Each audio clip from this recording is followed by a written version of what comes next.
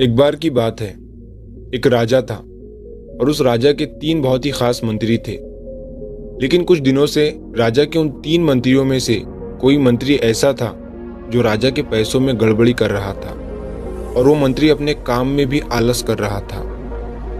अब राजा ये समझ नहीं पा रहा था कि उन तीनों मंत्रियों में से कौन सा मंत्री बेईमान है और कौन सा मंत्री ईमानदार। ये पता लगाने के लिए एक दिन राजा ने बिना उन तीनों मंत्रियों को बताए उन्हें एक एक बैग दे दिया और उनसे कहा कि तुम तीनों को अलग अलग घने जंगल में छोड़ दिया जाएगा। उस जंगल में तुम्हें फ्रूट्स के पेड़ ढूंढना है और अच्छे अच्छे फ्रूट्स से इस बैग को पूरा भरकर लाना है और तुम तीनों के पास सिर्फ एक दिन का समय है। तो पहला मंत्री ईमानदार और मेहनती था, तो उसने राजा के लिए बहुत सारे अलग अलग और अच्छे फ्रूट से अपने बैग को पूरा भर लिया। लेकिन उसे ये सब करने के लिए बहुत मेहनत करनी पड़ी। अब दूसरा मंत्री जो था वो बहुत ही चालाक था।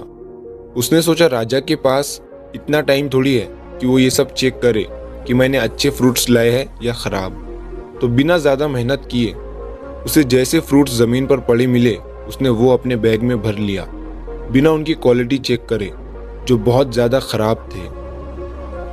अब तीसरा मंत्री जो था वो बहुत ही आलसी और बेईमान था। उसने सोचा कि राजा सिर्फ बैग का साइज और वेट देखेगा, ये नहीं कि उस बैग के अंदर क्या है और कितनी अच्छी और खराब चीजें हैं। तो उस तीसरे मंत्री ने बिना कुछ करे अपने बैग को सूखे पत्तों और कुछ पत्थरों से भर लिया। अब वो तीनों भी मंत्री अपने अपने बैग के साथ राजा के महल में वापस आए। राजा ने उन तीनों भी मंत्रियों के बैग को खोलकर चेक नहीं किया और उसने उन तीनों मंत्रियों को अलग अलग जेल में 30 दिन के लिए डाल दिया।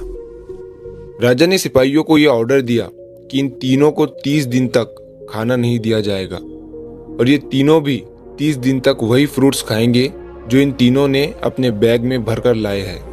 तो जो पहला मंत्री था जिसने अपने बैग में अच्छे और अलग अलग फ्रूट्स जमा किए थे, उसने जेल में 30 दिन आराम से गुजार लिए, अच्छे और डिलीशियस फ्रूट्स खाते हुए जो उसने खुद जमा किया था।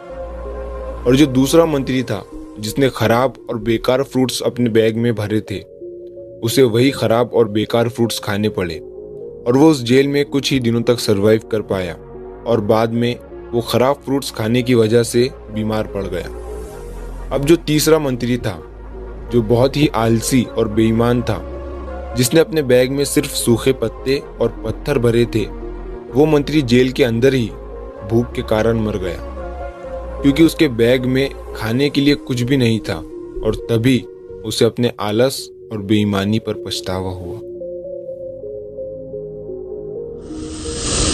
इस कहानी से हमें ये सीख मिलती है कि हम जो आलस करते हैं और अपने ही काम में बेईमानी करते हैं, बेईमानी मतलब अपने ही काम में अपना 100% नहीं देते हैं, तो उससे आज तो हमें कोई फर्क नहीं पड़ता, आज तो हम अपने काम में आलस करके आराम कर लेते हैं, लेकिन कल परसों कुछ दिन के बाद हमें उस पर पछतावा होता है।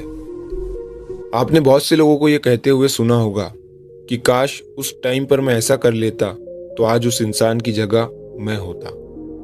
लेकिन उस टाइम पर उन लोगों ने आलस को चूज किया था, इसीलिए वो आज जहाँ के वही है, और जिसने मेहनत को चूज किया था वो इंसान आगे बढ़ गया। तो अपने काम के साथ आलस और बेईमानी बिल्कुल मत करो।